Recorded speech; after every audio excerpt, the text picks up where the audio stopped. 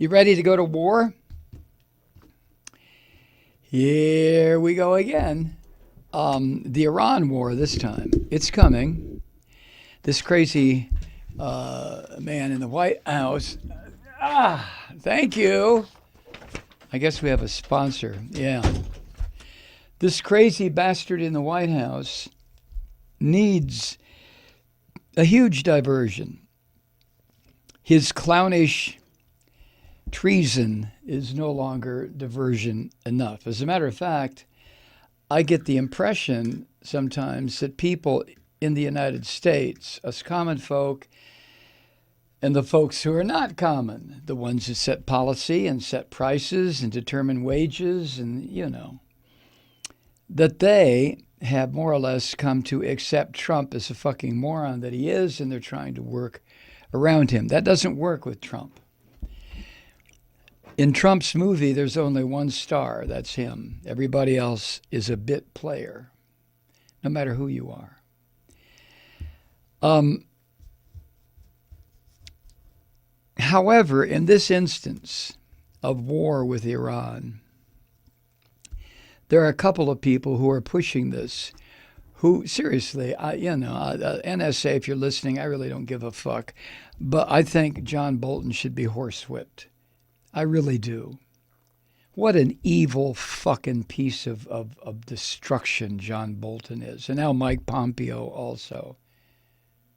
And Elliot Abrams and the rest of these vermin who have been responsible directly and indirectly for so much death, so much suffering by human beings who don't happen to be white Americans. But these bastards like John Bolton just keep coming back and coming back. They are so fucking evil. You do get that, don't you? Where was I? Trump needs a diversion.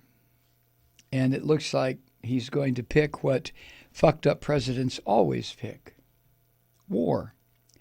Or it may look like war. What it really is a war crime.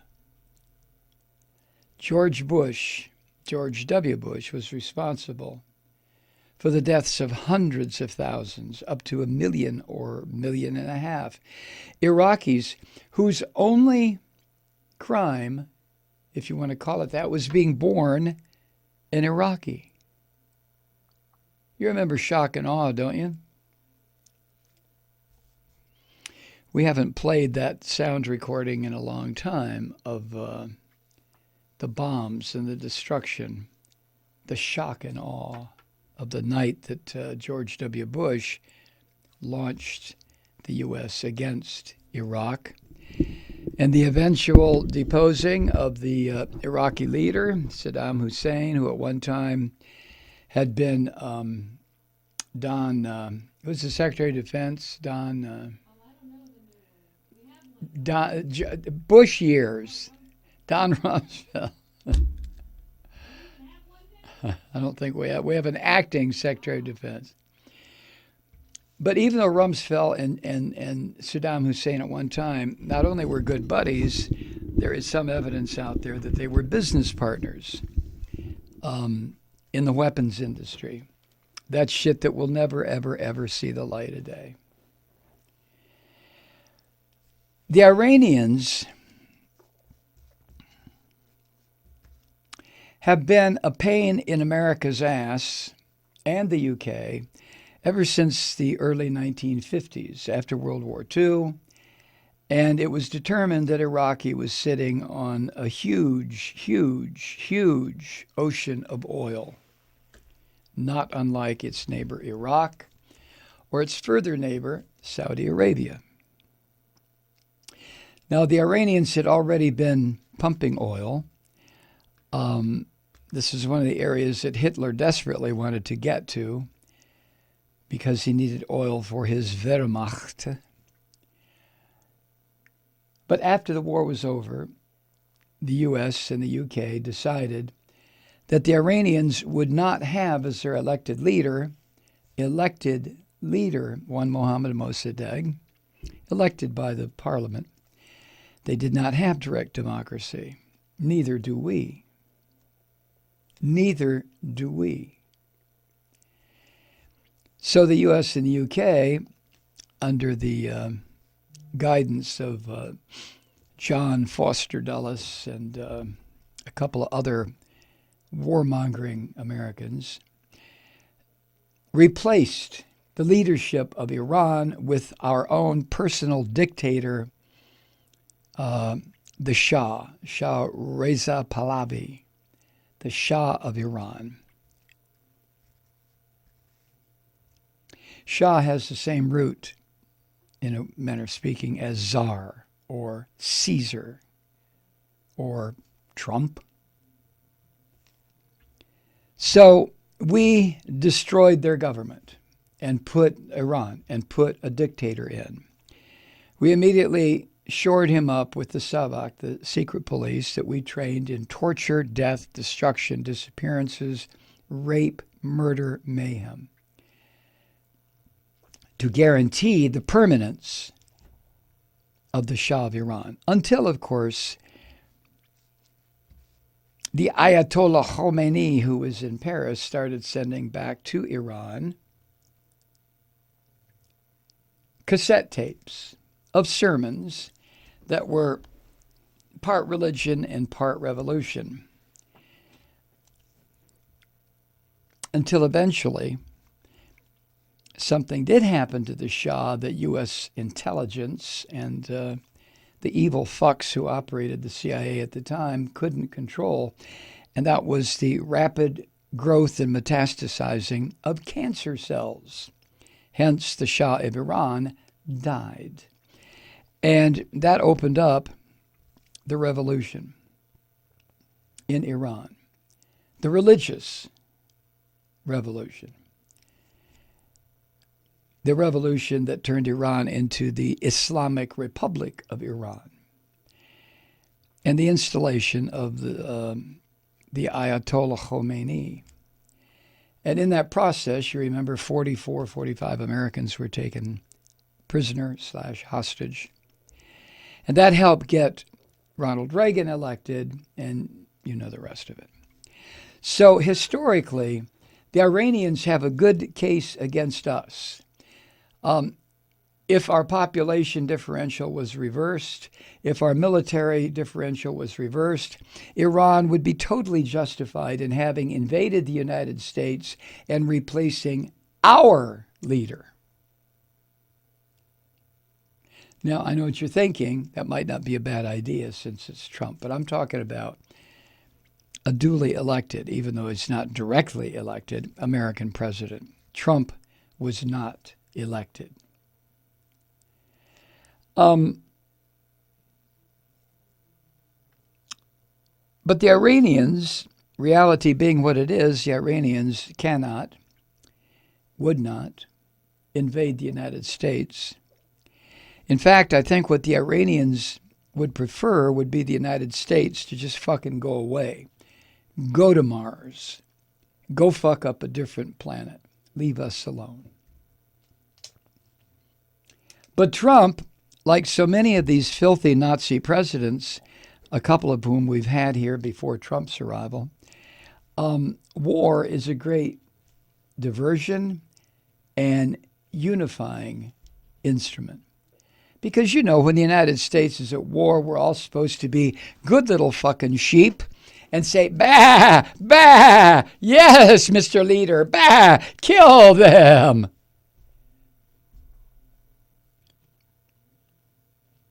And anyone who doesn't follow that bullshit during a time of war is self-identified as a fucking traitor, an America hater.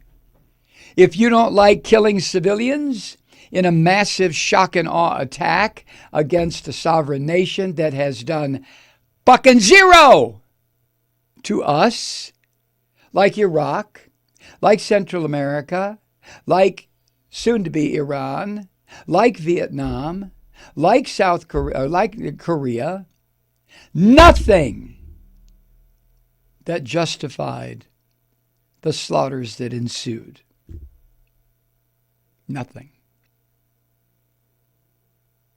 But we're Americans, and we don't give a fuck about justified wars.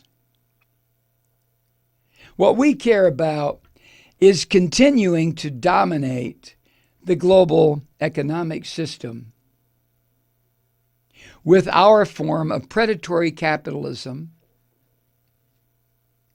that demands suppressed wages, would like to see no wages at all for workers, but God damn it, we can't do that again.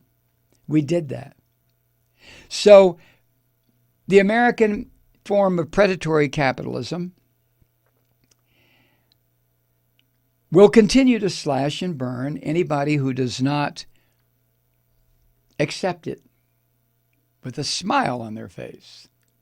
You can't accept predatory capitalism with a frown, because if you do that, then our leadership, Democrat, Republican, I don't give a fuck, our leadership knows that you are accepting it reluctantly, and consequently you may rebel.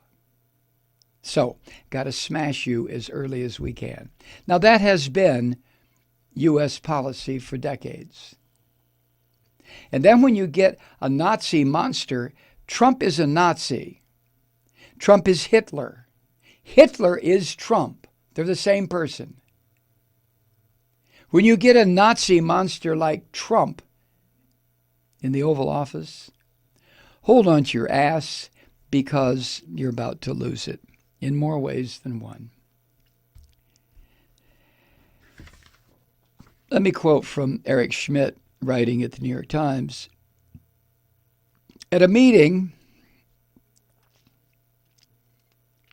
of Trump's top national security aides last Thursday, Acting Defense Secretary Patrick Shanahan presented an updated military plan that envisions sending as many as 120,000 troops to the Middle East should Iran attack American forces or accelerate work on its nuclear weapons. Now, should Iran attack American forces? Take out the word Iran and insert Vietnam, Korea,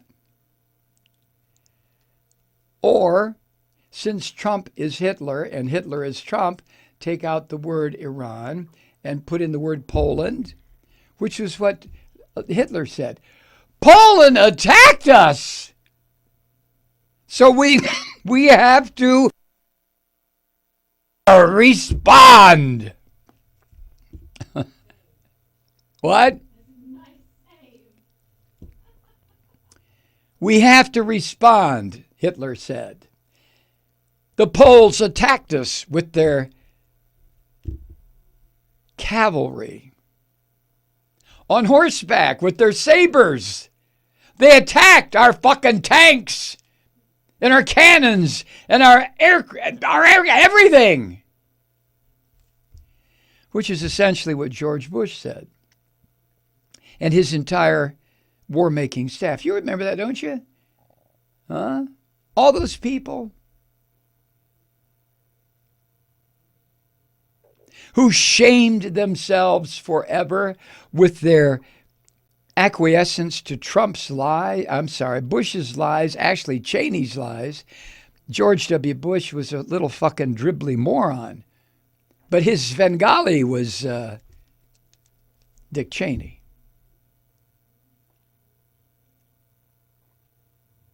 But all those people that worked around George W. Bush that we assumed had a degree of honor, like Condoleezza Rice, and they turned out to be flimsy, slimy reproductions of human beings who had a respect for human life. They did not. So blah, blah, blah, blah, fucking blah. Here we are again. I wonder what the justification this time. Should Iran attack American forces or accelerate work on nuclear weapons? Now, let me add one thing. You know who else is pushing this? You know who else? That dirty fucking Nazi Jew. No, not Stephen Miller. Benjamin Netanyahu. this fascist leader, and this just blows my shit away, that the Jewish state is now run by a fucking fascist. A fascist of the same political stripe as the fascists that sent 6 million to the gas chambers. What a fucking horror. History repeats itself. First as farce, then as tragedy.